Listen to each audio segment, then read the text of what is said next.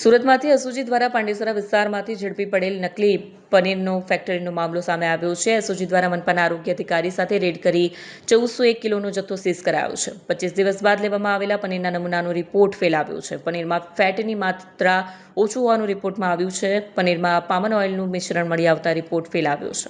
Food safety officer Surat મહાનગરપાલિકા સાહેબ કઈ જગ્યાએ શું કાર્યવાહી કરાઈ?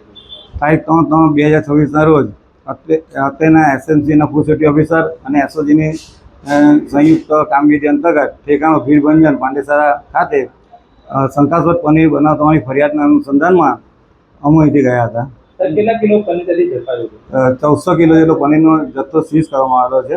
સાહેબ નમૂનો લીધા હતા અને રિપોર્ટ આવ્યો છે, શું આવ્યું છે રિપોર્ટ? જે પનીરનો નમૂનો લેવામાં આવેલો હતો તે પનીર સૌ સ્ટાન્ડર્ડ જાહેર હોય ત્યાં ફેટ SNF અને પ્રોટીનનું પ્રમાણ જે ધારધોરણ હોય એ નિયત માત્રામાં ન હોવાના કારણે સૌ સ્ટાન્ડર્ડ છે, જેથી FSSAI રૂલ્સ એન્ડ રેગ્યુલેશન મુજબ એની અંતર્ગત સંસ્થા અને ઇસમો વિરુદ્ધ કાર્યવાહી કરવામાં આવશે।